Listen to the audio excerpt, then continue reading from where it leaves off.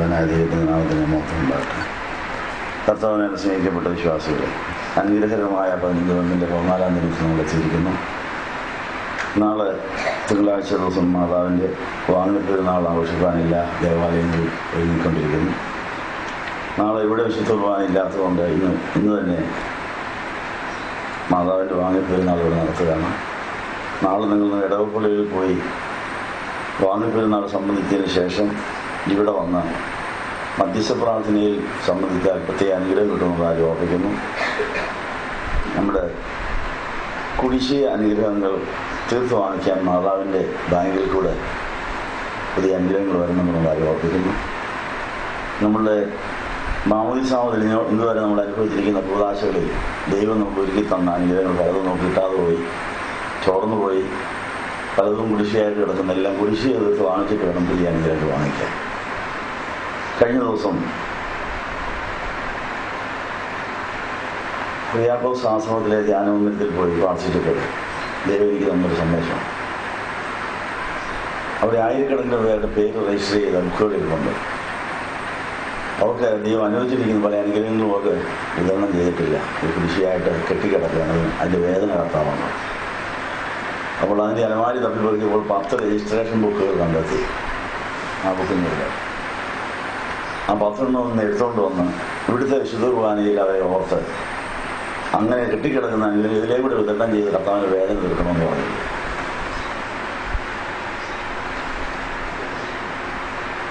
അങ്ങനെ നമ്മുടെ വിശുദ്ധ കുർബാനയിലും ധ്യാനത്തിലും കുടിശ്ശിക തീർത്ത് അനുഗ്രഹങ്ങൾ വാങ്ങിക്കുന്ന ഒരു വലിയ ശുശ്രൂഷയുണ്ട് നമ്മൾ ആരും ഓർക്കുന്നു. ഒരു അമ്മ ഒരു കുഞ്ഞിനെ പ്രസവിച്ചാൽ ആ കുഞ്ഞിന് വേണ്ടി മാത്രം ദൈവം കരുതിയിരിക്കുന്ന പാല് അപ്പോഴമ്മയ്ക്ക് ഉണ്ടാവുക. ആ കുഞ്ഞ് കരയുമ്പോഴെല്ലാം ആ കുഞ്ഞു കൊടുക്കാനുള്ള പാലവിടെ ഉറവെടുത്ത് വരികയാണ്. ആ പാല് കൊടുത്താലേ കുഞ്ഞു വളരുള്ള അമ്മയ്ക്ക് ആശ്വാസം, വീട്ടുകാർക്കെല്ലാം ആശ്വാസം, എല്ലാം കിടക്കപ്പെടുത്തി ഉണ്ടാകുക. ഇതുപോലെ എല്ലാ ദൈവമക്കൾക്കുള്ള അനുഗ്രഹം സ്വർഗത്തിൽ അങ്ങനെ ഉറവെടുത്തുകൊണ്ടിരിക്കുകയാണ്. അത് അമ്മയെ മാതാപിതാക്കൾ കൂടെ കുഞ്ഞുങ്ങൾ കിട്ടുന്ന പോലെ പുരോഹിതന്മാരിലൂടെയാണ് ഈ സ്വർഗത്തിൽ ഉറവെടുക്കുന്ന അനുഗ്രഹങ്ങൾ ജനങ്ങളിലേക്ക് ഒഴുകുന്നത്. അത് പുരോഹിതൻ കൊടുക്കുകയും വേണം, ജനങ്ങൾ കുടിക്കുകയും വേണം. എങ്കിലേ സ്വർഗത്തിന് ആശ്വാസമുള്ളൂ, പുരോഹിതന് സ്വസ്ഥതയുള്ളൂ, ജനങ്ങൾക്ക് സ്വസ്ഥതകൾ വളരാനൊക്കെ ഉള്ളൂ. അപ്പോൾ 10 ബുക്കിൽ ഒരു ബുക്കിനകത്ത് വേറെ രജിസ്റ്റർ ചെയ്യുന്ന പേരുകൾ ഇപ്പോൾ ഓർത്ത് കഴിഞ്ഞിരിക്കുകയാണ്. അവർക്കുള്ള അനുഗ്രഹങ്ങൾ ഇപ്പോൾ കുടിശ്ശിക തീർത്ത് തരാൻ പോകാതെ വിളമ്പിക്കൊടുക്കുന്ന അതിൻ്റെ കമ്മീഷനുകൾ കിട്ടും. അപ്പോൾ ഇവിടെ വരുന്നതിൻ്റെ പ്രയോജനം ഇതുപോലെ ഒത്തിരി കുടിശ്ശിക അനുഗ്രഹങ്ങൾ എല്ലാ പള്ളികളിലും കിടപ്പുണ്ട്, എല്ലാ ഇടങ്ങളിലും കിടപ്പുണ്ട്. ആ പരിപാടി ഇന്ന് തുടങ്ങുക. ഏതാനും ദിവസങ്ങൾ മൗനമായിരുന്നപ്പോൾ കർത്താവ് എന്നൊരു ജോലിയാണിത്, നീ ഈ പണിയാതിന് ചെയ്യാൻ.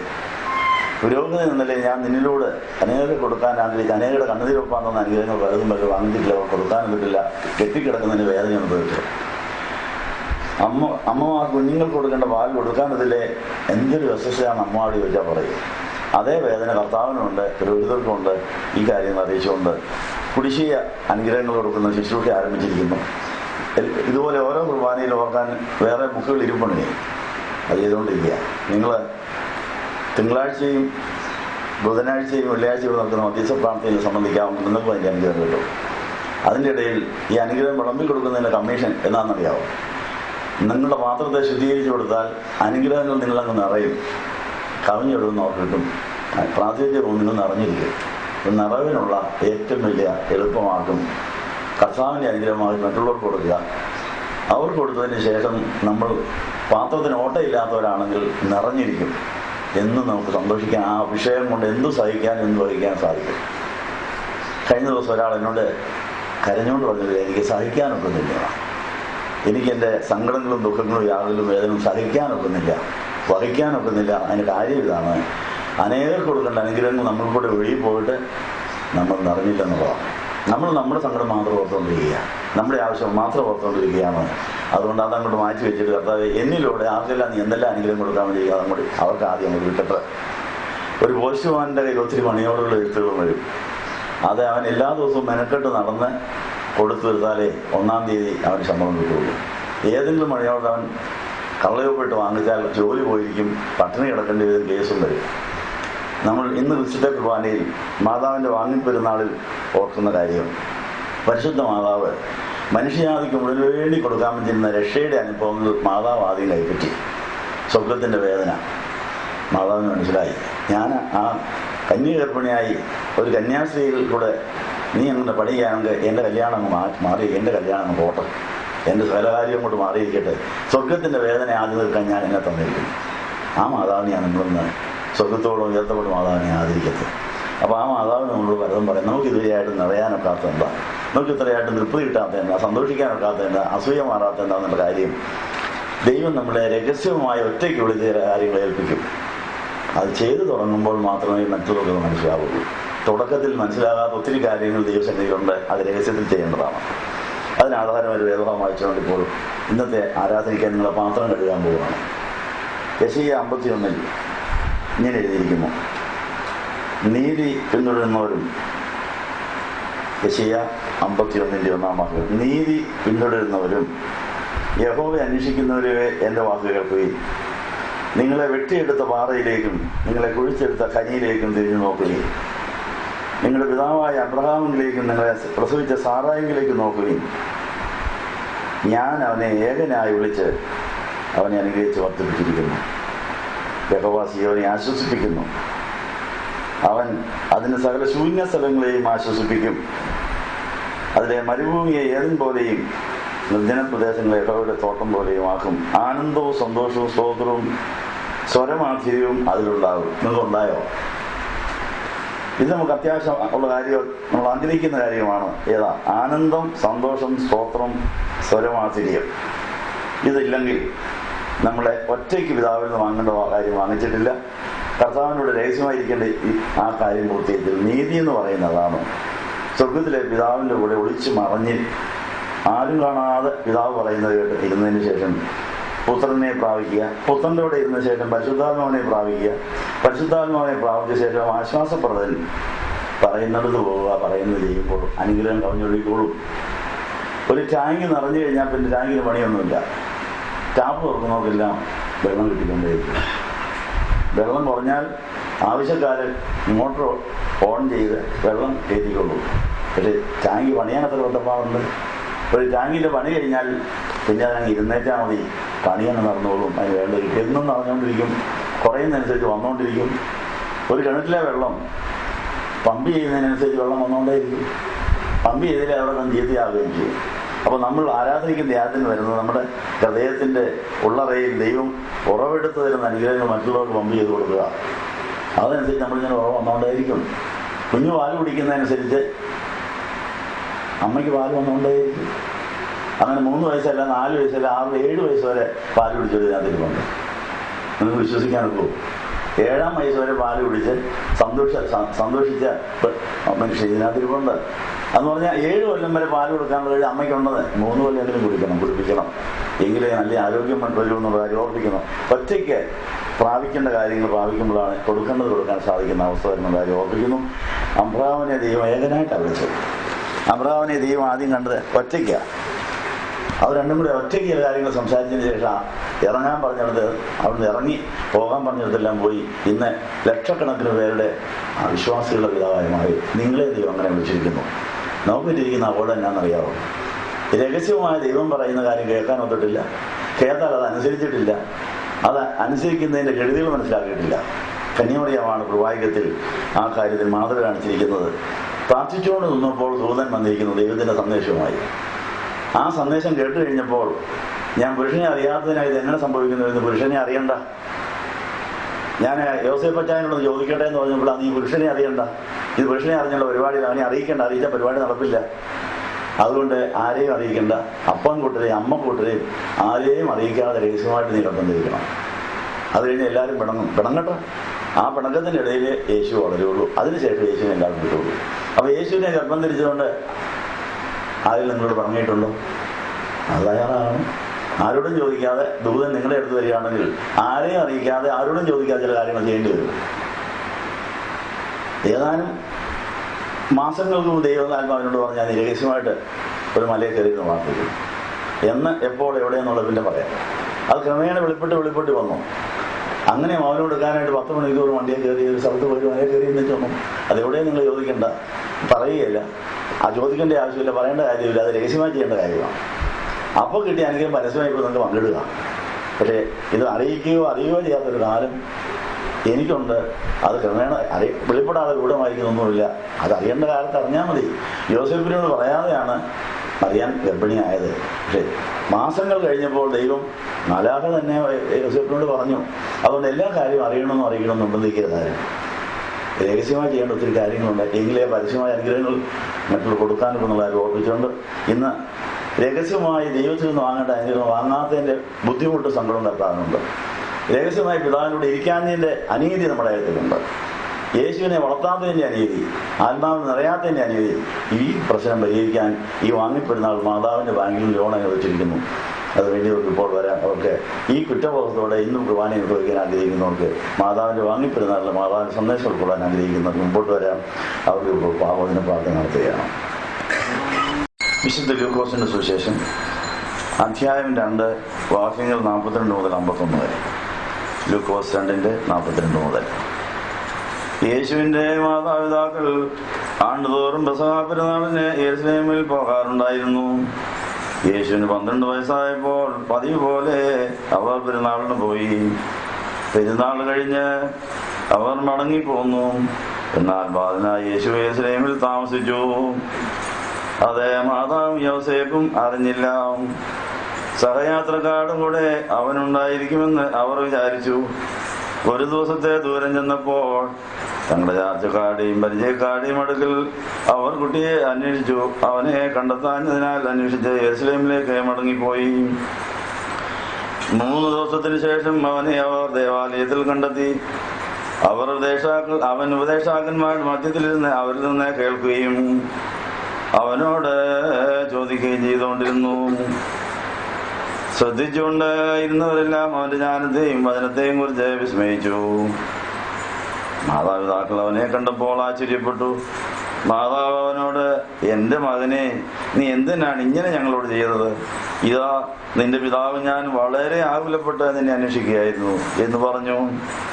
അവൻ അവരോട്, നിങ്ങൾ എന്തിനാണ് എന്നെ അന്വേഷിച്ചത്? എന്റെ പിതാവിന്റെ മുഖത്ത് ഞാൻ ഇരിക്കേണ്ടതാണെന്ന് നിങ്ങൾ അറിയുന്നില്ലേ എന്ന് ചോദിച്ചു. അവൻ പറഞ്ഞ വാക്ക് അവർ ഗ്രഹിച്ചില്ല. പിന്നെ അവരോടൊരുമിച്ച് നസറേത്തിൽ ചെന്ന് അവർക്ക് വിധേയനായി ജീവിച്ചു. മാതാവ് ഈ കാര്യങ്ങളെല്ലാം അവിടെ ഉള്ളിൽ സംഗ്രഹിച്ചു. ഒരു സ്വല്പസമയിരിക്കാം. ദൈവമാതാവിന്റെ വാങ്ങിപ്പെരുന്നാളിന്റെ സുദിനത്തിൽ പ്രഭാതത്തിൽ വായിച്ചിട്ടുണ്ട്. വേദഭാഗങ്ങൾ ഇന്നേ വായിച്ചിരിക്കുകയാണ്. ഈ വേദഭാഗത്തിലൂടെ ദൈവാത്മാവിനോട് സംസാരിക്കുന്ന കാര്യം എന്താണ്? നമ്മുടെ രക്ഷകനായ യേശു സ്വർഗീയ മണവാളനായ പിതാവിനാൽ നമുക്ക് നൽകപ്പെട്ടിരിക്കുന്നു. നമ്മുടെ പ്രാണക്കുട്ടികളെ ഈ പ്രാണപ്രിയന്റെ പ്രിയതമയായി മണവാട്ടിയായി വിവാഹ നിശ്ചയം ചെയ്തു കൊടുത്തിരിക്കുകയാണ്. ഇത് കഴിഞ്ഞ് കല്യാണം ഉണ്ടായതുവരെ നടക്കാത്ത വർഷം എത്രയായി കല്യാണം ഉറപ്പ് നടന്നിട്ട് കല്യാണം നടക്കാഞ്ഞതിന് നമ്മൾ ഓരോരുത്തരും ഉത്തരവാദികളാണ്. കർത്താവിന്റെ അതേ സ്വഭാവം ഉണ്ടെങ്കിലേ മണവാട്ടിയാകാൻ പൊരുത്തത്തോടെ ജീവിക്കാൻ സാധിക്കുകയുള്ളൂ. തലയോട് ചേരുന്ന ഉടലായി നമ്മൾ ജീവിക്കാൻ വിളിക്കപ്പെട്ടിരിക്കുന്നു. തല പറയുന്ന അനുസരിക്കുന്ന അവയവങ്ങൾക്ക് ശരീരത്തിൽ നിലനിൽപ്പുള്ളൂ. തലയും അവയവങ്ങളും എന്നുള്ള ബന്ധം പോലെ മണവാളനും മണവാട്ടി എന്നുപോലെ ബന്ധം പോലെയുള്ള ബന്ധങ്ങളെല്ലാം യേശുവും നമ്മളുമായിട്ടുണ്ട്. പക്ഷെ അതെങ്ങനെ ഇരിക്കുന്നുണ്ടോ? കുർബാനത്തിൽ പരിശുദ്ധ കന്യാമറിയാമാണ് ആദ്യമായി ആരോടും ചോദിക്കാതെ ദൈവനീതി അനുസരിച്ച് പിതാവിന്റെ ശബ്ദം കേട്ടിട്ട് ആരോടും അനുവാദം ചോദിക്കാതെ ദൈവമാതാവാൻ തീരുമാനിച്ചു. അത് നമ്മുടെ അവകാശമാണ്. ആരോടും ചോദിക്കാതെ ചെയ്യാൻ സാധിക്കുന്ന അനുവദിച്ചിരിക്കുന്ന ഒരു കാര്യം ദൈവശബ്ദം കേൾക്കുക, ദൈവത്തിൻ്റെ കൂടെ ഇരിക്കുക, ദൈവം പറയുന്നത് കേൾക്കുക. അതിനുശേഷം മാത്രമേ മറ്റുള്ളവരുടെ എന്തെങ്കിലും പറയാറിയാവും. നമുക്ക് ഇതുവരെയായിട്ട് മാലാഖ നമ്മുടെ അടുത്ത് വരാത്തതിൻ്റെ കാര്യം എന്നാ? നമ്മളത് ആ സമയത്ത് കുട്ടിയോഷിക്കും. നമ്മൾ അത് അനുസരിക്കുകയില്ല. പിന്നെ അനുസരണക്കേണ്ടൊരു പാവം കൂടെ വരുത്തുണ്ടാകുന്ന വിചാരിച്ചാൽ ദൈവം വരാത്തത്. ദൈവത്തിൽ തന്നെ ഒത്തിരി കാര്യം നമ്മൾ പറയാനുണ്ട്. വരാത്തതിൻ്റെ കാര്യം എന്നാ? വന്നിട്ടൊരു പാവം കൂടെ വർദ്ധിപ്പിക്കുന്നതിനാ അനുസരണക്ക്. അപ്പൊ അനുസരിക്കുമെന്ന് ഉറപ്പുള്ളവരുടെ അടുത്തേ കർത്താവ് വരുള്ളൂ. അപ്പോൾ കർത്താവെ ഞാൻ യഹോവയെ അരുളിച്ചെയ്യുന്ന അറിയാൻ കേൾക്കാമെന്ന് ബാലനായ ശമൂവേൽ പറഞ്ഞുകൊണ്ടാണ് ആ ശമൂവേലിന് പ്രവാചകനായി അനേകർക്ക് ദൈവവചനം കൊടുക്കുന്ന പ്രവാചകനായി വളരാൻ കഴിഞ്ഞത്. ഇങ്ങനൊരു പ്രാർത്ഥന ഉണ്ടായിരുന്നു. നമുക്കിങ്ങനെ ഒന്ന് പ്രാർത്ഥിക്കാം. നമ്മൾ പ്രാർത്ഥിച്ചാട്ടെ, കർത്താവേ അരുളി ചെയ്യണമേ, ഞാൻ കേട്ടോളാം. അങ്ങനെയാണെങ്കിൽ അങ്ങനെ ഒരു വാക്ക് പറയാമെന്ന് കർത്താവ് നമ്മളെ സന്ദർശിക്കും. ആരും അറിയാതെ സന്ദർശിക്കും. എന്ത് രസമാണെന്നറിയാവോ? സ്വർഗത്തിലെ അപ്പച്ചൻ നമ്മുടെ അടുത്ത് രഹസ്യമായിട്ട് നിന്ന് വർത്താനം പറയുന്നത്. രഹസ്യങ്ങൾ കേൾക്കുന്ന വലിയ രസമുള്ളൊരു കാര്യമാണ്. സ്നേഹമുള്ളവരുടെ രഹസ്യമാണെങ്കിൽ അത് അതിനേക്കാൾ രസമാണ്. അപ്പൊ അതുകൊണ്ട് സ്വർഗത്തിലെ അപ്പച്ചൻ നമ്മളെ വാത്സല്യത്തോടെ മടിയിൽ കയറ്റിയിട്ട് ചെവിയിൽ കാര്യങ്ങൾ പറയാൻ ആഗ്രഹിക്കുന്നയാളാണ്. എന്ത് രസമാണെന്നറിയാവോ? നിങ്ങളത് കേട്ടിട്ടില്ലെങ്കിൽ ഈ ശമൂവേൽ ബാലൻ പറഞ്ഞതുപോലെ എന്നും പ്രാർത്ഥിച്ചോണം, കർത്താവേ നിനക്ക് വല്ലതും പറയാനുണ്ട് ഞാൻ കേട്ടോളാം, അതുപോലെ ഞാൻ അനുസരിച്ചോളാം. അങ്ങനെയാണെങ്കിൽ മാത്രമേ ഇന്ന് കേട്ട യെശയ്യാ 51 ആദ്യത്തെ 3-4 വചനം നമ്മുടേതാവുള്ളൂ. നീതി, സമാധാനം, സന്തോഷം, ആനന്ദം, മധുരസ്വരം, ഇതെല്ലാം നമുക്ക് കിട്ടി കേട്ടാൽ മാത്രമേ നമുക്ക് തൃപ്തിയാവുള്ളൂ, സന്തോഷം വരികയുള്ളൂ. പരിശുദ്ധ കന്യമറിയാം നീതി അനുസരിച്ച് പിതാവ് പറഞ്ഞതനുസരിച്ച് നീ ആരോടും മിണ്ടണ്ട. ആരോടെങ്കിലും മിണ്ടിയാൽ ഈ കാര്യം നടപ്പില്ല, നടക്കുകയില്ല. നടന്നു കഴിഞ്ഞറിഞ്ഞാൽ മതി. അങ്ങനെ ഏത് കാര്യം ദൈവം പറയുന്ന പല കാര്യങ്ങളും ആരോടും പറയാതെ നടന്നു കഴിഞ്ഞ് മാത്രം അറിയേണ്ട ഒത്തിരി കാര്യങ്ങൾ നമ്മുടെ ജീവിതത്തിലുണ്ട്. അത് പരിശുദ്ധാത്മാവ് പറയും. പറയേണ്ടത് എന്താ, പറയരുതാത്ത എന്താണെന്ന കാര്യം. കർത്താവ് സ്വർഗാരോഹണം ചെയ്തപ്പോൾ ശിഷ്യന്മാരോട് പറഞ്ഞു, നിങ്ങൾ കണ്ടതും കേട്ടതായ കാര്യങ്ങൾ ശക്തി പ്രാപിച്ചതിന് എല്ലാവരോടും പറഞ്ഞോളാം. എപ്പോഴാണ് പറയേണ്ടത്? ശക്തി പ്രാപിച്ച ശേഷം.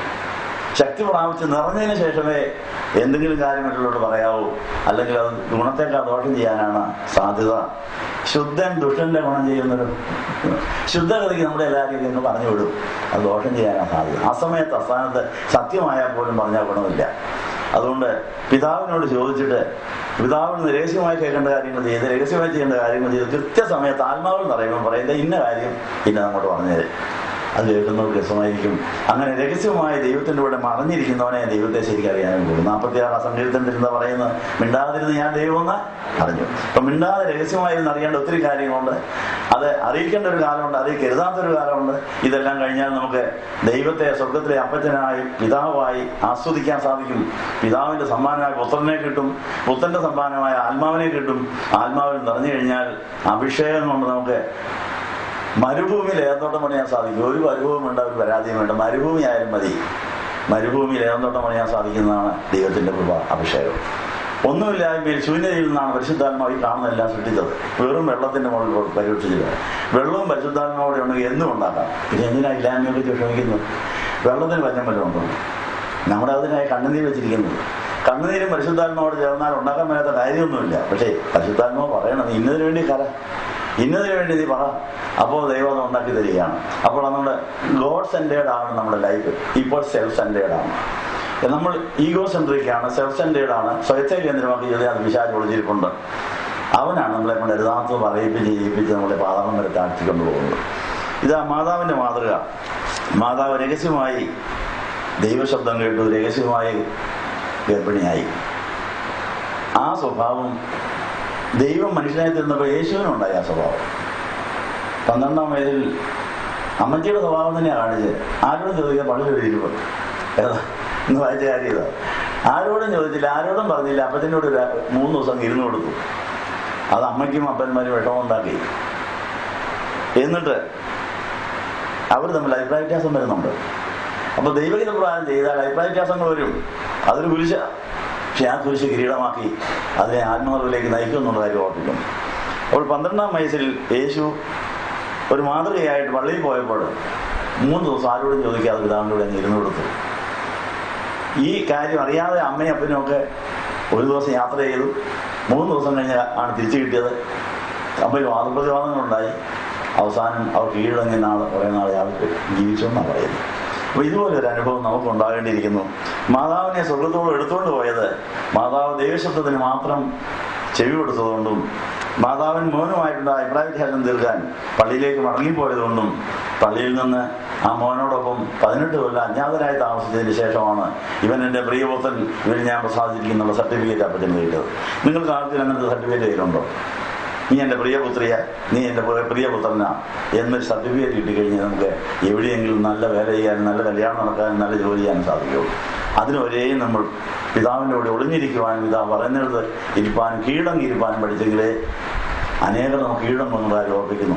എല്ലാം മുഴങ്കാലും മടങ്ങും എന്ന് പറഞ്ഞതായ വചനങ്ങൾ കേട്ടിട്ടുണ്ട്. എപ്പോഴാണ്? യേശുവിൻ്റെ മുമ്പാകെ കോടിക്കണക്കിന് പേരെ മുട്ടുമടക്കിക്കൊണ്ടിരിക്കുക.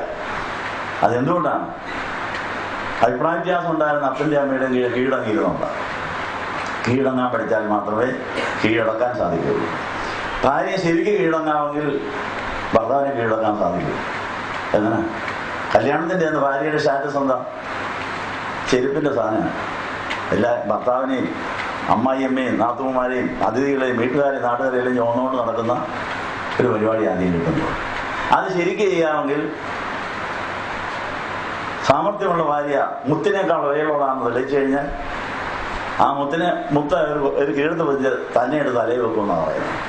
അപ്പോൾ കല്യാണത്തിൻ്റെ ദിവസം ഭർത്താവ് തലയും ഭാര്യ ഉടലുമാണ്. ഒന്നാമത്തെ വെഡിങ് ആനിവേഴ്സറിക്ക് കിരീടമായവരുണ്ടോ?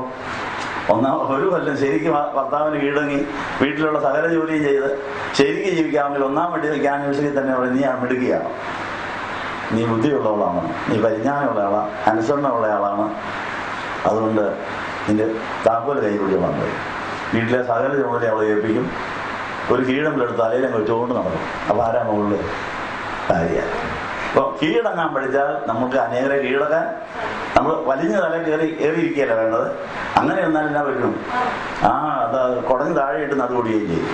അതുകൊണ്ട് കർത്താവ് എടുത്ത് തലയെ വെക്കുന്നവന്മാർ നമ്മൾ ചെരുപ്പാകാനും കീഴടങ്ങാനും പഠിക്കണം. ഇതാണ് മാതാവിൻ്റെ മാതൃക. അപ്പം മാതാവ് യേശുവിന് വേണ്ടി എന്തെല്ലാം സഹിച്ചു, ദൈവഹിതം ചെയ്യാൻ എന്തെല്ലാം സഹിച്ചു വഹിച്ചു. ഇപ്പം മാതാവ് എവിടെ ആയി? സ്വർഗത്തിൽ റാണിയായിട്ടിരിപ്പുണ്ട്.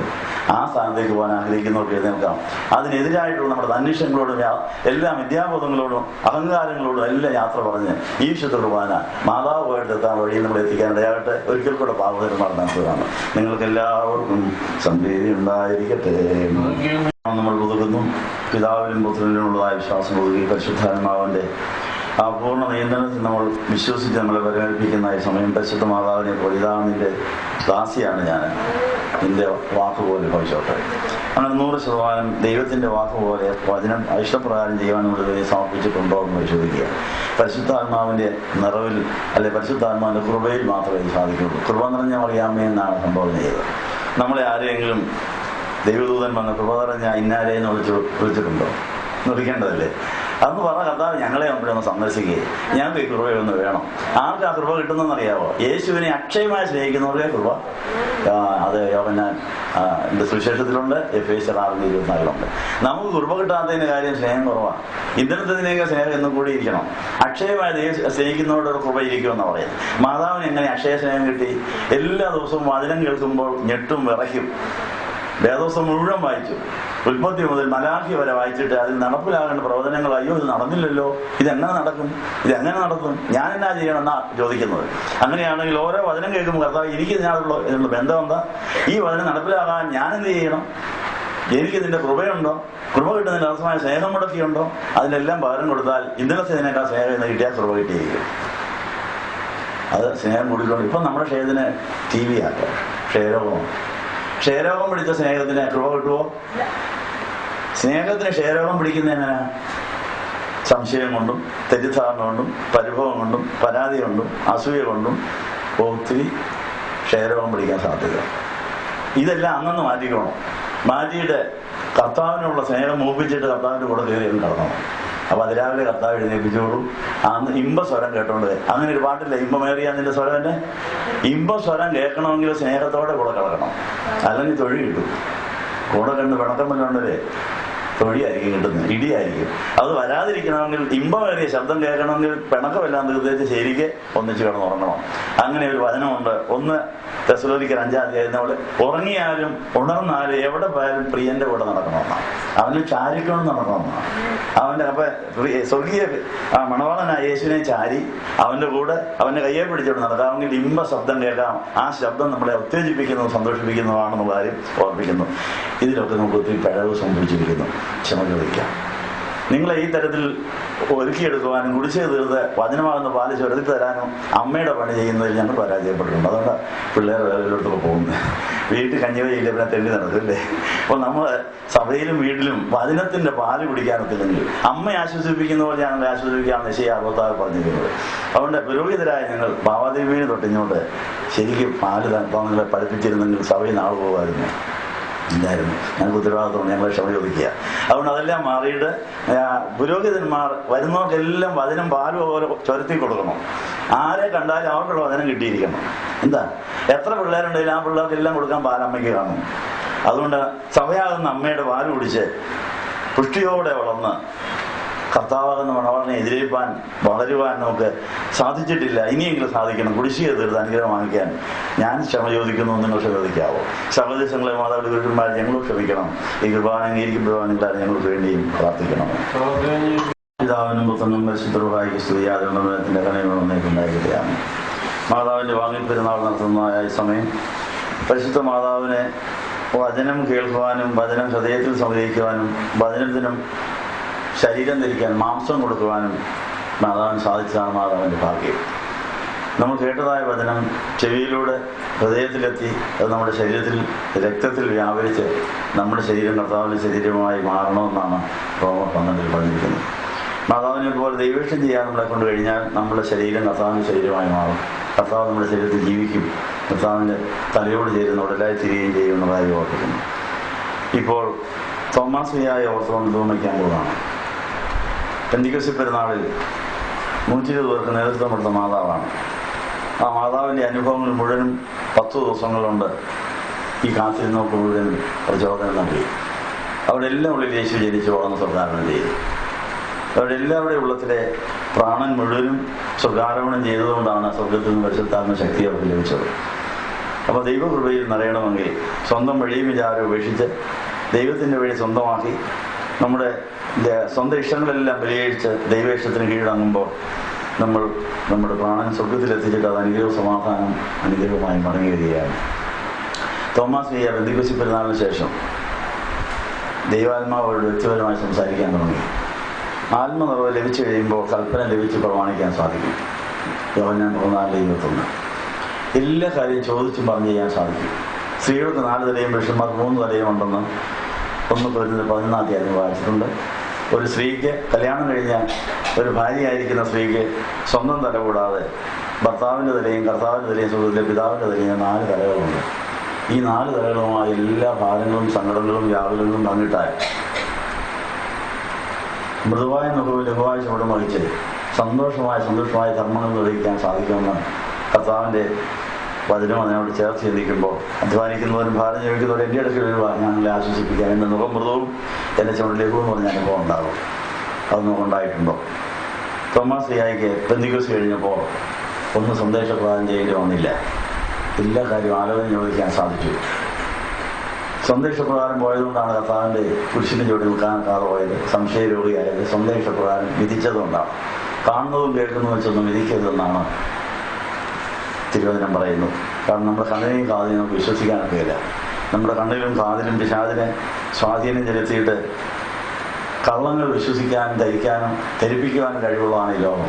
പിശാചിൻ്റെ പേര് കള്ളം പറയുന്നവനും കള്ളം പറയുന്നതിൻ്റെ അപ്പനുമാണെന്നാണ്. അപ്പോൾ കള്ളം സത്യം പോലെ അവതരിപ്പിക്കാൻ മിടുക്കനാണ് പിശാച്. അത് നമ്മൾ കണ്ണുകൊണ്ട് കണ്ടതെല്ലാം ശരിയാകണമെന്നില്ല, കേട്ടതെല്ലാം ശരിയാകണമെന്നില്ല. അതെല്ലാം വിവേചിക്കണം. പരിശുദ്ധാത്മാവാണ് ചോദിക്കും. ഞാൻ ഇന്നവരെ കുറിച്ച് ഇന്നത് കേൾക്കുന്നു, ഭാര്യ ഭർത്താവിനെ കുറിച്ച് ഇന്നത് കേൾക്കുന്നു, ഭർത്താവ് ഭാര്യയെ കുറിച്ച് ഇന്നത് കേൾക്കുന്നു, ഇന്നത് കണ്ടു, ഉടനെ തന്നെ വിധിയിപ്പിക്കരുത്. അത് സകലവും സത്യം അറിയുന്ന പിതാവിനോട് പറയണം, കർത്താവിനോട് പറയണം. പരിശുദ്ധാത്മാവാകുന്ന വിവേചന കാര്യത്തിനോട് കാര്യം പറയുമ്പോൾ നീ കണ്ടതിനകത്ത് കാണാത്ത ചില കാര്യങ്ങളുണ്ട്, നീ കേട്ട കാര്യത്തിൽ കേൾക്കാത്ത ചില കാര്യങ്ങൾ അതുകൂടെ ചേർത്ത് ചിന്തിച്ചാൽ നീ വിചാരിക്കുന്നവരല്ല ഇതിൻ്റെ കാര്യം എന്ന് മനസ്സിലായിട്ട് നമുക്ക് സംശയരോഗത്തിൽ നിന്നും പല വിധികളിൽ നിന്നും രക്ഷപ്പെടാൻ സാധിക്കും. തോമാസ്ലിഹായുടെ സംശയരോഗം മാറി. പെന്തിക്കോസ്തിയിൽ കാത്തിരുന്നു. അബ്രഹാമിനെ വ്യക്തിപരമായി സന്ദർശിച്ചതുപോലെ വ്യക്തിപരമായി തോമാസ്ലിഹായെ പരിശുദ്ധാത്മാവ് സന്ദർശിച്ച് സന്ദേശം കൊടുക്കാൻ തുടങ്ങി. 120 പേർക്ക് ഒന്നിച്ചിരുന്നപ്പോൾ കിട്ടിയ സന്ദേശമുണ്ട്. അവർ ഒറ്റയ്ക്കിരുന്ന് പ്രാർത്ഥിക്കാൻ തുടങ്ങി. ഇപ്പോൾ പരസ്യ ശുശ്രൂഷ കഴിഞ്ഞാൽ പിന്നെ ഒറ്റയ്ക്കാണ് പ്രാർത്ഥന രാവും പോലെ തുടരേണ്ട കാര്യമാണ്. ശ്വാസോച്ഛ്വാസം പോലെ ഞങ്ങടി പോലെ തുടരേണ്ട കാര്യമാണ്. പെന്തിക്കോസ്ത് പെരുന്നാൾ കഴിഞ്ഞപ്പോൾ 120 പേർ ഒന്നിച്ച് ചെയ്യേണ്ട പരിപാടി കഴിഞ്ഞ് അവർ യേശു പ്രാർത്ഥനയ്ക്ക് അവരുടെ മുറികളിലേക്ക് പോയപ്പോൾ പരിശുദ്ധാത്മാവ് അവരോട് പ്രത്യേകം പല കാര്യങ്ങൾ പറയാൻ തുടങ്ങി. തോമാസ്ലിഹായോട് പറഞ്ഞു, നീ ഇന്ത്യക്ക് പോകണം, എനിക്ക് ഭാഷ അറിയാൻ പറ്റുമെന്ന് പറഞ്ഞില്ല, എൻ്റെ കൂടെ ആരും ഇല്ലെന്ന് പറഞ്ഞു, നീ പോകൂ, ഞാനാണ് നിന്നെ അയക്കുന്നത്. അങ്ങനെ തോമാസ്ലിഹായെ ഒറ്റയ്ക്ക് ഇങ്ങോട്ട് പറഞ്ഞു വിട്ടപ്പോൾ ആ ദൈവശബ്ദത്തിന്റെ മാധുര്യം ആസ്വദിച്ചുകൊണ്ടാണ് ഞാൻ ഒറ്റയ്ക്കായാലും എൻ്റെ കർത്താവ് എൻ്റെ കൂടെ ഉണ്ട്. ഇങ്ങനെ നമ്മൾ ആത്മനിറവിന് ശേഷം രഹസ്യ പ്രാർത്ഥന മുറിയിൽ ദൈവശബ്ദം കേൾക്കാൻ പറ്റിയ സ്ഥലത്തേക്ക് പോകണം. എല്ലായിടത്തും പറ്റി റേഞ്ച് കിട്ടുകയില്ല. ഈ ലോകം വിശാലം ഇരിക്കുന്ന സ്ഥലമായതുകൊണ്ട് റേഞ്ച് കിട്ടുന്നിടത്തോട് മാറി മാറി പോകണം. അപ്പൊ ഏലിയാവിന് ദൈവശബ്ദം കേൾക്കാൻ 40 ദിവസം നടന്ന ഒരു പർവ്വതത്തിന് മുകളിൽ കയറിയിരിക്കണായിരുന്നു. അപ്പോഴാണ് ഏലിയാവിന് തന്നെ പിൻഗാമി ആരാണ്, താൻ എന്തെല്ലാം ജോലികൾ ചെയ്യാമെന്ന് കണ്ടിട്ട് താൻ അങ്ങനെ തൊഴിലോടെ സ്വർഗത്തിലേക്ക് എടുക്കപ്പെട്ടത്. അപ്പോൾ നമ്മുടെ തൊഴിലോടെ സ്വർഗത്തിലേക്ക് എടുക്കപ്പെട്ടവരാണ്. കാരണം ആദ്യം താമസമില്ല കർത്താവിന്റെ വരവിന്. ചാവാനൊന്നും നേരമില്ല, വൃദ്ധരാകാനും സമയമൊന്നുമില്ല. കർത്താവ് വേഗം ഇനി വരും. വരികയാണെങ്കിൽ ഇവിടുന്ന് പറക്കേണ്ടവരാ. മനസ്സിലായോ? അങ്ങനെ വേണമെങ്കിൽ നമുക്ക് പരിശുദ്ധാത്മാവിനെ അനുസരിച്ച് ഏലിയാവ് പോയതുപോലെ പോകണം. ആദ്യം ബാലിന്റെ പ്രവാചകന്മാരെ വെട്ടിക്കൊന്ന് സ്വർഗത്തിൽ നിന്ന് തീ ഇറക്കിയതിന് ശേഷം ഈ പരിപാടിക്ക് പോയി. ഓരോ കുർബാനയിൽ ഇതാണ് നടക്കുന്നത്. അനിൻമുറിയോ എന്നുള്ള പ്രാർത്ഥനയുടെ അർത്ഥം ഇതാണ്. ഏലിയാവ് ബാലിന്റെ പ്രവാചകന്മാരെ വെട്ടിക്കൊല്ലാൻ വേണ്ടി, സത്യദൈവം ആരാണെന്ന് തെളിയിക്കാൻ വേണ്ടി ഒരു ബലി കഴിച്ചപ്പോൾ തീ ഇറങ്ങി വന്നു, പ്രാർത്ഥനയ്ക്ക് മറുപടി കിട്ടി. അപ്പോഴാണ് ബാലിന്റെ പ്രവാചകന്മാർക്ക് മനസ്സിലായത് അവരുടെ വിഗ്രഹങ്ങളും അന്യദേവനും അല്ല സത്യദൈവം എന്ന് മനസ്സിലാക്കിയിട്ട് അവരെല്ലാം കീഴടങ്ങി, അവരെല്ലാം വെട്ടിക്കൊന്നു. അതിനുശേഷമാണ് ഏലിയാവിന് 40 ദിവസം നടക്കാൻ സാധിച്ചത്. ചൂരത്തിൻ്റെ ചൂടിൽ പോയി കിടന്ന് വിഷമിച്ചെങ്കിലും അപ്പോഴും ബാലാഹ അപ്പം കൊണ്ട് വന്നു. ആ അപ്പം നിന്ന് 40 ദിവസം നടന്നതിന് ശേഷം ഒരു മലയിൽ വെച്ചാണ് അടുത്ത സന്ദേശം. ഇടയ്ക്ക് വെച്ചല്ല സന്ദേശം, താഴ്വരയിൽ വെച്ചല്ല സന്ദേശം. ഇങ്ങനെ നമുക്ക് ഓരോ അനുഗ്രഹകരമായ ശുശ്രൂഷയും കഴിഞ്ഞിട്ട് ദൈവത്തിന് നമ്മളോട് സംസാരിക്കാൻ പറ്റിയ റേഞ്ചുള്ള സ്ഥലം ദൈവം തിരഞ്ഞെടുത്ത് അങ്ങോട്ട് വന്നേക്കാൻ പറയും. നല്ലോട്ടും പോയിട്ടുണ്ട് നമ്മൾ. അപ്പം ദൈവത്തിന് സംസാരിക്കാൻ പറ്റിയ സ്ഥലവും സമയവും ഇടവും ദൈവമാണ് തീരുമാനിക്കുന്നത്. അവിടെയോട് പൊക്കോണം, എത്ര ദൂരെയാണെങ്കിലും പൊക്കോണം. അവിടെ നിന്ന് കേൾക്കുന്ന ഇമ്പമേറിയ ശബ്ദമായിരിക്കും. ആ ഇമ്പമേറിയ ശബ്ദം കേട്ടാൽ നല്ല ശേലാണ് അനുസരിക്കാൻ. ആ കർത്താവിന്റെ ഇമ്പമുള്ള ശബ്ദം കേട്ടാൽ സ്നേഹമുള്ളവർ പറയുന്നത് ചെയ്യാതിരിക്കാൻ ഒക്കുകയില്ല, ചെയ്യാൻ നിർബന്ധിതമായി തീരുക. അത് അതിനകത്ത് രസമുണ്ട്. അപ്പൊ ദൈവാത്മാവിൽ ചെയ്യുന്ന കാര്യം എത്ര ക്ലേശകരമാണെങ്കിലും അതിനകത്ത് രസമുണ്ട്. അതിനകത്തൊരു വലിയ പ്രേരണ നൽകുന്ന ഒരു ശക്തി, സ്നേഹമുണ്ട് അതിനകത്ത് കാര്യം അറിഞ്ഞിരിക്കണം. അങ്ങനെ വിടേണ്ടതെല്ലാം വിട്ട് കളയേണ്ടതെല്ലാം കളഞ്ഞ് കർത്താവ് പറയുന്നിടത്ത് പോയിരിക്കാമെങ്കിൽ ചെയ്യേണ്ട കാര്യങ്ങൾ പറഞ്ഞു തരും. ആരെയും നോക്കണ്ട, ഒറ്റയ്ക്കാണ് നമുക്ക് ചെയ്യാൻ സാധിക്കും. തോമാസിയ ഒറ്റയ്ക്ക് ഇന്ത്യയിൽ വന്നു. ഇവിടുത്തെ ഭാഷയൊന്നും പഠിച്ചില്ല. പക്ഷേ കർത്താവ് ഓരോ ജോലി കൊടുത്തു. അതിനിടയിൽ ആ കാര്യങ്ങളൊക്കെ ഭംഗിയായിട്ട് നടക്കുക. അങ്ങനെ പരിശുദ്ധാത്മാവിന്റെ അന്യഭാഷയുടെ നല്ലവരുണ്ടായിരുന്നുകൊണ്ട് സ്വന്തം ഭാഷയിൽ പറഞ്ഞാൽ മതിയായിരുന്നു. കേൾക്കാറില്ല, അവർക്ക് മനസ്സിലാവുക. ശങ്കരകുറ്റി, പോലമറ്റം, കള്ളികാവളയങ്ങളിൽ ബ്രാഹ്മണ കുടുംബക്കാർ കാര്യം മനസ്സിലായി. അവർ ആരാധിക്കേണ്ടത് യേശുക്രിസ്തുവിനെയാണെന്ന് മനസ്സിലായി. അവർ യേശുക്രിസ്തുവിനെ ആരാധിക്കാൻ അവിടെ ബിംബം മാറ്റി വെച്ചിട്ട് കുരിശ് അങ്ങോട്ട് വെച്ചു. അവിടത്തേക്ക് വലിയ കൃപ. അതുവരെ അവിടെ പ്രാർത്ഥനയ്ക്ക് മറുപടി കിട്ടി, കൃപ കിട്ടി, അനുഗ്രഹം കിട്ടി. യേശു തന്നെ ദൈവമെന്ന് അടയാളങ്ങളുണ്ട്, അത്ഭുതങ്ങളുണ്ട് തെളിയിക്കപ്പെട്ടു. വചനങ്ങൾ അടയാളങ്ങളാൽ അത്ഭുതങ്ങളാലും തെളിയിപ്പിക്കപ്പെട്ടപ്പോഴാണ് വചനം ഉറച്ചത്. നമ്മൾ വായിക്കുന്ന കേൾക്കുന്ന വചനം ഉറയ്ക്കണമെങ്കിൽ അത്ഭുതങ്ങൾ ദൈവം നടത്തും എന്ന് കാര്യം. അങ്ങനെ ഇന്നിപ്പോൾ അത്ഭുതം നടന്നുകൊണ്ടിരിക്കുക. ഇന്നലെ അത്ഭുതം നടന്നു, ഇന്നിപ്പോൾ അത്ഭുതം നടന്നുകൊണ്ടിരിക്കുക. വചനം മറിച്ചുകൊണ്ടിരിക്കുമ്പോൾ വിശ്വാസം വർദ്ധിക്കുന്നു, വചനം കേൾക്കാനുള്ള കൊതി വർദ്ധിക്കുന്നു. ദൈവത്തെ മാത്രം മതിയെന്ന് ആ ഓരോ തീരുമാനം എടുക്കുമ്പോൾ അനുസരിച്ച് ദൈവകൃപ അറിഞ്ഞു വരികയാണ്. തോമാസിയ അവിടെ വന്നിട്ടുണ്ട്. തോമാസിയ ഇന്ത്യയിൽ വന്നപ്പോൾ ആദ്യം ചെയ്ത പണി എന്നാന്നറിയാമോ?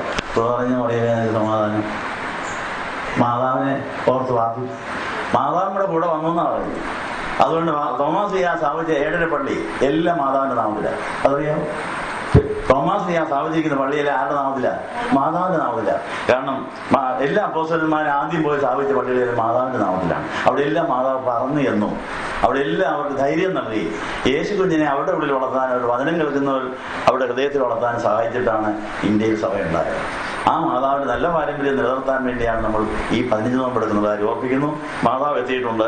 യേശു കുഞ്ഞിനെ വളർത്താനുള്ള കുറവ് വേണ്ടിയവർക്ക് എഴുന്നേൽക്കാം. അവർക്ക് വേണ്ടി ഇപ്പോൾ തോമാസ് ചെയ്യാൻ മാതാവിൽ നിന്ന് വാങ്ങിച്ച് നമുക്ക് വിതരണം ചെയ്യാൻ പോവാണ്. നിങ്ങൾക്ക് ചെയ്ത് അനുഗ്രഹങ്ങൾക്ക് അനേകം വിതരണം ചെയ്യാൻ സാധിക്കും എന്നുള്ള ബോധ്യത്തോടുകൂടെ ഇപ്പോൾ നമ്മൾ പ്രാർത്ഥന നടത്തുകയാണ്. നയവാൻ നമുക്ക് നന്നായ സൗഖ്യം, ആശ്വാസം, സാന്ത്വനം, പ്രത്യാശ മുതലായ കാര്യങ്ങൾക്ക് നന്ദി പറയുന്നു. മാതാവ് നമുക്ക് നമ്മുടെ സന്ദേശങ്ങൾ ഉൾക്കൊണ്ടുകൊണ്ട് നമ്മൾ കർത്താവ് വരുമ്പോൾ എടുക്കപ്പെടുവാൻ, കർത്താവിന് മടതയിലെത്തുവാൻ നമ്മൾ പ്രാർത്ഥിക്കാം. അതിന് തടസ്സമായി നിൽക്കുന്ന എല്ലാ പാവങ്ങളോടും യാത്ര പോകാൻ ആരാധനയും ധ്യാനം തുടരുകയാണെന്നുള്ള കാര്യം ഓർപ്പിക്കുന്നു. ഈ മാസം 25-ാം തീയതി വ്യാഴാഴ്ച ആരംഭിക്കുന്ന 4 ദിവസത്തെ വാർഷിക ധ്യാനം ഈ ലാഭോടുകൂടെയാണ് നടത്തപ്പെടുന്നത്. കരിസ്മാറ്റിക്കാണ് എന്ന് പറഞ്ഞാൽ ദൈവകൃപയെ അനുസരിച്ച് കൃപ നിറഞ്ഞ മറിയാം വചനം കേട്ടു അതിനനുസരിച്ച് തന്നെ ഞാൻ കാണിച്ചു തരാൻ വേണ്ടി കൃപയിൽ ജീവിക്കുന്ന ബ്രദർ സന്തോഷ് കരി മാത്രമേ ചെയ്യുന്നു. ഓരോ ദിവസവും ലോകത്തിന് നാനാഭാഗങ്ങളിൽ പോയി കൃപയിൽ നിറഞ്ഞിട്ട് വചനമാകുന്ന യേശുവിനെ കൊടുത്ത് അനേകരുടെ ഹൃദയങ്ങൾ യേശുക്കുഞ്ഞിനെ ജനിപ്പിക്കുന്ന പരിപാടി ദൂതൻ്റെ പണിയാണ് സുവിശേഷകർ ചെയ്യുന്നത്. നമുക്കും അങ്ങനെ ഒരു ഭാഗ്യം ലഭിച്ചിരിക്കുന്നു. കിട്ടുന്ന സമയം തക്കത്തിൽ ഉപയോഗിക്കാം. ജാതി മത സഭാ വ്യത്യാസമില്ലാതെ കരിസ്മാറ്റിക് ധ്യാനമന്ദിരം എന്ന നിലയിൽ അദ്ദേഹം ഒരു കത്തോലിക്ക സഭയുടെ അംഗമാണെങ്കിലും അദ്ദേഹത്തെ ജാതി മത സഭാ വ്യത്യാസമില്ലാതെ എല്ലാവരെയും സ്നേഹിക്കുകയും എല്ലാവരെയും യേശു ഒന്നാക്കാൻ ആഗ്രഹിക്കുകയും ചെയ്തുകൊണ്ട് ഇവിടെയും വരികയാണ്. നമുക്ക് കൃപാവരങ്ങൾ ജപിപ്പിച്ച് യേശുവിൻ്റെ അമ്മമാരാകാനുള്ള ഭാഗ്യം ലഭിക്കട്ടെ എന്ന് ആശംസിക്കുന്നു. ലഭിച്ച എല്ലാ അനുഗ്രഹങ്ങൾക്കും നന്ദി പറയാം. പരിശുദ്ധ മാതാവ് വാങ്ങിപ്പെരുന്നാൾ നമുക്ക് നൽകുന്ന ഏറ്റവും വലിയ സന്ദേശം വചനം കേൾക്കുവാൻ തക്കവണ്ണം പ്രാർത്ഥനാ ജീവിതമുള്ളവരായിരിക്കണം എന്നാണ്. പ്രാർത്ഥിക്കാൻ നിന്നപ്പോഴാണ് ദൂതൻ വന്നത്. പ്രാർത്ഥന യാമപ്രാർത്ഥന മാത്രം പോരാ. പഴയ നിയമകാലത്ത് യാമപ്രാർത്ഥനയായിരുന്നു. യാമങ്ങൾ തോറും പ്രാർത്ഥിച്ചു എന്ന് പറയുന്നത്. എന്നാൽ ഇടപെടാതെ ആത്മാവിൽ പ്രാർത്ഥിക്കുന്നതാണ് കൃപായുഗത്തിലെ പ്രാർത്ഥന. അത് 1 തെസ്സലോനിക്കർ 5-ാം അധ്യായത്തിൽ നമ്മൾ വായിക്കുന്നുണ്ട്. അങ്ങനെ ഇടപെടാതെ ശ്വാസം വലിക്കുന്ന പോലെ ചങ്കിടിക്കുന്ന പോലെ രഹസ്യവും പരസ്യവും പ്രത്യക്ഷവും പരോക്ഷവുമായ പല കാര്യങ്ങളും പ്രാർത്ഥിച്ചുകൊണ്ട് ചെയ്യേണ്ടതായിട്ടുണ്ടെന്ന കാര്യം ഓർപ്പിക്കുന്നു. മാതാവ് പ്രാർത്ഥിച്ചുകൊണ്ടിരുന്നപ്പോൾ യേശുവിനെ കിട്ടി. മാതാവ് പ്രാർത്ഥിച്ച് 120 പേരെ കിട്ടി. അവരോടൊപ്പം അവരെ ആത്മാവുള്ളവരാക്കി യേശുവിൻ്റെ സാക്ഷികളായ ലോകത്തിൻ്റെ ഭാഗങ്ങളിലേക്ക് അവർ ഐക്യപ്പെടുകയും ചെയ്തു. നമുക്കും പ്രാർത്ഥിക്കാൻ പഠിപ്പിക്കണമെന്ന് പറഞ്ഞുകൊണ്ട് കിട്ടുന്ന സമയം പ്രാർത്ഥിക്കാൻ പഠിച്ച് കൃപാവരങ്ങൾ ജപിച്ചാൽ നമുക്ക് അനേകരെ യേശുവിന് വേണ്ടി നേടാൻ സാധിക്കുമെന്നുള്ള കാര്യം ഓർപ്പിക്കുന്നു. അതുകൊണ്ട് ഇവിടെ ഈ സങ്കേത ഭവനത്തിൽ തിങ്കൾ, ബുധൻ, വെള്ളി ദിവസങ്ങളിൽ മധ്യസ്ഥ പ്രാർത്ഥനയ്ക്കുള്ള സമയമുണ്ട്. നാളത്തെ സമയം നിങ്ങളുടെ ഇടവപ്പള്ളിയിൽ പോയതിന് ശേഷം മധ്യസ്ഥ പ്രാർത്ഥനയെ സംബന്ധിച്ച് കൃപകളും കൃപാവരങ്ങളും ജപിക്കാൻ ആഗ്രഹിക്കുന്നെങ്കിൽ ഇവിടെ വരാം. 10-11 മണിയാകുമ്പോൾ തുടങ്ങുന്ന ആ മധ്യസ്ഥ പ്രാർത്ഥന 2 മണിക്കുള്ളിൽ തീർക്കാത്ത കാണണം തെളിയിച്ചിട്ടുണ്ട്. അങ്ങനെ കൃപകളും കൃപാവരങ്ങളും ജപിച്ചാൽ നമുക്ക് പ്രവാചകന്റെ പണി കിട്ടും. അനേകർക്ക് ദൂത് കൊടുക്കുവാൻ കൃപകളും കൃപാവരങ്ങളും ജപിച്ച് രോഗശാന്തി ശുശ്രൂഷയിലും വചന ശുശ്രൂഷയിലും അങ്ങനെ പലതരം ശുശ്രൂഷകളും കൃപാവരങ്ങളും ജപിച്ച് നമുക്ക് കർത്താവിനടുത്ത് വേല ചെയ്ത് അനേകരെ നേടുന്നതിൻ്റെ അനുഗ്രഹം പ്രാപിക്കാൻ സാധിക്കുന്ന കാര്യം ഓർപ്പിക്കുന്നു. അങ്ങനെ ഒത്തിരി വേലകൾ മുടങ്ങിക്കിടപ്പുണ്ട്. തുടങ്ങിയത് പൂർത്തീകരിക്കാൻ കഴിയാതെ കിടപ്പുണ്ട്. അങ്ങനെ മൈലപ്പുറ ധ്യാനമന്ദിരത്തിൽ ചെയ്തുകൊണ്ടെന്ന് പറഞ്ഞിട്ട് ബാക്കി ഇവിടെ തുടരുകയാണ്. ഈ ദിവസങ്ങൾ നിങ്ങൾ ആ കാര്യം അവിടെ വന്നവരെ അനുഗ്രഹിക്കണം. അവർക്ക് വെട്ടിക്കിടക്കുന്ന അനുഗ്രഹം ഞങ്ങളിവിടെ ഒഴുക്കണമെന്ന് പറഞ്ഞാൽ മതി. അവർക്കും ആശ്വാസം കിട്ടും, നമുക്ക് കിട്ടും, കർത്താവിനും ആശ്വാസം കിട്ടും. അങ്ങനെ നമുക്ക് വളർന്ന് കർത്താവിൻ്റെ വരവ് അതിനുവേണ്ടി ഒരുക്കാൻ സാധിക്കുന്ന കാര്യം ഓർപ്പിച്ചുകൊണ്ട് പരിശുദ്ധ മാതാവിൻ്റെ മറ്റൊരു മാതൃക വചനം കേട്ട് കഴിഞ്ഞാൽ അത് പ്രാർത്ഥനയും ധ്യാനമാണ്. അപ്പോൾ അനുഭവമായി. അതുകൊണ്ടിനി ശേഷിക്കുന്ന ഏതാനും മിനിറ്റുകൾ അതിനുവേണ്ടിയാണ്. വചനം പ്രാർത്ഥനയാക്കി മാറ്റുമ്പോൾ അനുഭവമായി മാറും. നമ്മയ്ക്ക് അങ്ങോട്ട് കൊടുക്കാത്ത വചനത്തെ പ്രാർത്ഥനയാക്കി അനുഭവമാക്കാൻ വന്നിരിക്കുന്നവരുടെ ഹൃദയമായിട്ട് ഒരാൾ പ്രാർത്ഥിക്കട്ടെ. നമുക്കെല്ലാത്തിനോട് ചേർന്ന് ആമേൻ പറയാം. അപ്പോൾ നമ്മുടെ അനുഭവമായി തീരും. പ്രാർത്ഥനയാലെപ്പോഴും ഞാൻ ജാഗരിച്ചു പോരാടുവാൻ, പ്രാർത്ഥനയാലെപ്പോഴും ഞാൻ ജാഗരിച്ചു പോരാടുവാൻ, നിന്റെ സഹായം നൽകുക എൻ്റെ മഹാപുരോഹിത.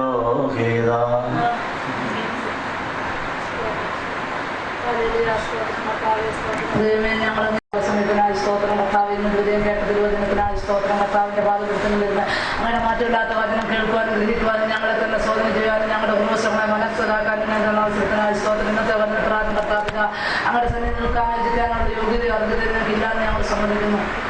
ഞങ്ങൾ കർത്താവിന്റെ കരങ്ങളിൽ ഞങ്ങളെ സമ്പൂർണ്ണമായി താഴ്ത്തി ഏൽപ്പിക്കുകയാണ്. കർത്താവെ ഞങ്ങളോട് കൃത്യമായി സംസാരിക്കണമേ, കൃത്യമായി ഇടപെടണമെന്ന് പ്രാർത്ഥിക്കുന്നു. പരിശുദ്ധ മാതാവ് ദിവസങ്ങളിലേക്ക് കർത്താവെ സ്വർഗത്തിലേക്ക് എടുക്കപ്പെട്ട അനുഭവം ഞങ്ങൾ കേട്ടല്ലോ. കർത്താവെ സ്വർഗത്തിലേക്ക് എടുക്കപ്പെടുവാൻ തന്റെ വഴിയും ജാലുമെല്ലാം ഉപേക്ഷിച്ച് കർത്താവിന്റെ തന്റെ ഇഷ്ടം പ്രവർത്തിക്കാൻ വേണ്ടി കർത്താവെ സ്വർഗത്തിന്റെ വഴിയായി തീരാൻ പരിശുദ്ധ മാതാവ് അനുഭവിച്ചതുപോലെ കർത്താവെ ഞങ്ങളുടെ ജീവിതത്തിൽ എല്ലാം ഉപേക്ഷിച്ച് മാതാവിനെ പോലെ എളുപ്പപ്പെട്ട് വിനയപ്പെടുമ്പോൾ കർത്താവെ ഞങ്ങൾക്ക് കർത്താവിന്റെ സന്നിധിയിലേക്ക് നിൽക്കാനുള്ള ആ ഒരു മനോഭാവവും സ്വർഗത്തിലേക്കുള്ള വഴിയായി മാറുവാൻ ഞങ്ങളെ സഹായിക്കണമെന്ന് പ്രാർത്ഥിക്കുന്നു. കർത്താവെ യേശുക്രിസ്തുവിനെ പോലെ കർത്താവെ യേശുക്രിസ്തുവിനെ വളർത്തിയെടുത്തതുപോലെ ഞങ്ങളുടെ ഉള്ളിൽ കിട്ടിയിരിക്കുന്ന യേശുക്രിസ്തുവിനെ വളർത്തിയെടുക്കാൻ കർത്താവെ ഞങ്ങളെ സഹായിക്കണമെന്ന് പ്രാർത്ഥിക്കുന്നു. യേശുവിനെ കിട്ടുവാൻ കർത്താവെ ഞങ്ങൾ ഇതുവരെ ഞങ്ങളുടെ ഹൃദയം കർത്താവിനെ ഇരിക്കാൻ ഒരു കഴിവുകൾ പ്രാപിച്ച ഒരു പാത്രമാക്കി മാറ്റിയിട്ടില്ല പ്രാർത്ഥിക്കുന്നു. ക്ലാവ് പിടിച്ച് കിടക്കുന്ന ഒരു കഴിവാൻ കർത്താവെ ഞങ്ങളുടെ പാത്രത്തെ അവിടുത്തെ കരങ്ങളിലേക്ക് സമർപ്പിക്കുന്നു.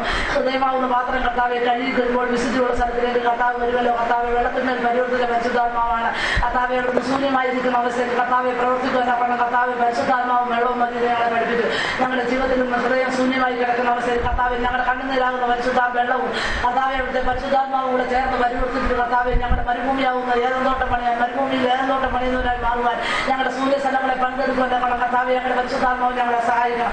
ആ തോമാസുകാരെ പോലെ ഞങ്ങളെ കടന്നുപോയി എല്ലായിടത്തും സുവിശേഷം വരെ ചെയ്തതുപോലെ ഞങ്ങളുടെ ജീവിതത്തിൽ അവിശ്വാസങ്ങളും തെറ്റുധാരണകളും എല്ലാം ഉണ്ടെന്ന് ഞങ്ങൾ സമ്മതിക്കുന്ന കർത്താവെ, സ്വന്തം വഴികളും വിചാരങ്ങളും ഞങ്ങൾ ഉപേക്ഷിക്കാൻ കഴിയാതെ ഞങ്ങളുടെ ഇഷ്ടപ്രകാരം ഞങ്ങൾ ജീവിക്കുന്നതോടൊപ്പം സമ്മതിക്കുന്ന കർത്താവെ, അവയെല്ലാം ഞങ്ങൾ പൂർണ്ണമായി ഉപേക്ഷിക്കുകയാണ് കർത്താവെ. കർത്താവിന്റെ സന്നിധിയിലേക്ക് കടന്നു വരുമ്പോൾ അവിടുന്ന് കർത്താവിന്റെ സന്നിധിയിൽ ആനന്ദമുണ്ട്, കർത്താവെ സ്തോത്രമുണ്ട്, സ്തോത്രമുണ്ട്, അവിടുത്തെ സ്വരമാധുര്യമുണ്ടെന്ന് ഞങ്ങളെ പഠിപ്പിച്ചു. കർത്താവെ, ഇതുവരെ ഞങ്ങൾ ദൈവസന്നിധിയിൽ കടന്നു വരുമ്പോഴും അല്ലാത്തപ്പോൾ ഞങ്ങൾക്ക് കർത്താവെ ആ ആനന്ദം അനുഭവിക്കാൻ കഴിയുന്നില്ല, ആ സന്തോഷം അനുഭവിക്കാൻ കഴിയുന്നില്ല, ആ സ്തോത്രം അനുഭവിക്കാൻ കർത്താവെ കഴിയുന്നില്ല. കർത്താവെ, ഞങ്ങൾക്ക് ഞങ്ങളുടെ സ്വരമാധുര്യം കിട്ടിയിട്ടില്ല. ഇതൊക്കെ ഇന്ന് ഞങ്ങൾക്ക് അവകാശപ്പെട്ടതാണെന്നും ഞങ്ങൾക്കത് വേണ്ടതാണെന്നും ഞങ്ങൾക്കത് തരാമെന്നും കർത്താവ് വാഗ്ദത്തം ചെയ്തപ്പോൾ ഈ ആരാധനയിലൂടെ ഇന്ന് കർത്താവെ ഞങ്ങളെ തന്നെ വിട്ടു തന്നപ്പോൾ ഞങ്ങൾക്കതെല്ലാം വന്ന് കർത്താവ് ഞങ്ങളെ അനുഗ്രഹിക്കുന്ന ആ ദൈവത്തിന് നന്ദി പറയുന്നു കർത്താവെ. അവിടുത്തെ ഇഷ്ടം ഞങ്ങളുടെ ജീവിതത്തിലേക്ക് നിറവേറുമെന്നുള്ള കർത്താവെ, ഞങ്ങൾ പൂർണ്ണമായി പരിശുദ്ധ മാതാവിനെ പോലെ കർത്താവെ, മാതാവിന്റെ അടുത്തുള്ള ഗംഭീരദൂതൻ വന്നു കഴിഞ്ഞപ്പോൾ മാതാവ് താഴ്ന്നു കൊടുത്തുപോലെ കർത്താവ് യോസഫിനോട് ചോദിക്കട്ടെ, അവരോട് ചോദിക്കും, ഒന്നും പറഞ്ഞില്ല കർത്താവ്, ഇതാ ഞാൻ കണ്ടാലും കർത്താവിന്റെ ദാസി നിന്റെ ഇഷ്ടം പോലെ എന്നിൽ ഭവിക്കട്ടെ എന്ന് പറഞ്ഞു കഴിഞ്ഞപ്പോൾ യേശു കുഞ്ഞ് കർത്താവെ അവിടുന്ന് മനസ്സിൽ അവിടുന്ന് ഹൃദയത്തിൽ വന്ന യേശു ആ ആകാശത്തെ ഭൂമിയെ ഭൂമിയുടെ സകല രാജ്യങ്ങളെ സൃഷ്ടിച്ചവരുള്ളിലോ ഒതുങ്ങിക്കിടന്ന ആ മാതാവ് അവിടുന്ന് യേശു കുഞ്ഞിനെ വളർത്തിയെടുത്തതുപോലെ കർത്താവെ, ഞങ്ങളുടെ ജീവിതത്തിൽ യേശു കുഞ്ഞിനെ ഒന്ന് വളർത്തുവാനെ കൊണ്ട് കർത്താവെ ആ ദൂതനെ ഞങ്ങളുടെ അടുക്കലായിരിക്കണം. ആ ദൂതൻ ഇതുവരെ ഞങ്ങളുടെ ജീവിതത്തിൽ വന്നിട്ടില്ല. ഞങ്ങളുടെ അടുക്കൽ വന്നാലും ഞങ്ങൾ കൊട്ടിക്കൊണ്ടിരിക്കുന്നവരും കർത്താവെ ഞങ്ങൾക്ക് അടക്കോ ഒതുക്കോ ഒന്നുമില്ല. ഞങ്ങൾ ജീവിക്കുന്നവരായതുകൊണ്ടാണ് ആ ദൂതനെ ഞങ്ങളുടെ അടുക്കൽ വരാത്തെന്ന് ഞങ്ങൾ സമ്മതിക്കുന്നു. എന്നാൽ ഞങ്ങൾ അടക്കോ ഒതുക്കോ ഉള്ളവരായിട്ട് ആ ദൂതനെ ഞങ്ങളുടെ അടുക്കൽ നയിക്കണമെന്ന് പ്രാർത്ഥിക്കുന്നു കർത്താവെ. ആ ദൂതൻ പറയുന്നത് കർത്താവ് ഒരു അനുസരണക്കേടിന്റെ ഒരു ഭാവം കൂടെ ഞങ്ങളുടെ ജീവിതത്തിൽ ഇല്ലാതിരിക്കാൻ വേണ്ടിയാണ് കർത്താവ് ഇന്ത്യൻ ദൂതനെ അയക്കാൻ തന്നെ ഞങ്ങൾ സമ്മതിക്കുന്നു. ഞങ്ങൾ അനുസരണക്കെട്ടവരാണെന്ന് ഞങ്ങൾ സമ്മതിക്കുന്നു, നന്ദി കെട്ടവരാണെന്ന് സമ്മതിക്കുന്നു. എന്നാൽ ഞങ്ങൾ അനുസരണമുള്ളവരായി മാറുവാൻ കർത്താവ് എന്ന് വന്ന് ഞങ്ങൾ അനുസരണമുള്ളവരായി മാറാം. ആ ദൂതനെ ഞങ്ങളുടെ അടുക്കൽ നയിക്കണം കർത്താവ്. ആ ദൂതൻ ഞങ്ങളുടെ അടുക്കൽ വന്ന് ഞങ്ങളോടൊന്ന് സംസാരിക്കണം കർത്താവ്. നീ എന്റെ പ്രിയപുത്രനാണ്, നീ എന്റെ പ്രിയപുത്രിയാണെന്നുള്ള ശബ്ദം ഞങ്ങൾക്ക് ഇതുവരെ കേൾക്കാൻ കഴിഞ്ഞിട്ടില്ല കർത്താവ്. ഒരു അമ്മ ആശ്വസിപ്പിക്കുന്ന പോലെ ഞാൻ നിങ്ങളെ ആശ്വസിപ്പിക്കാന്ന് പറഞ്ഞു. ആ ആശ്വാസം ഞങ്ങൾക്ക് കിട്ടിയിട്ടില്ല.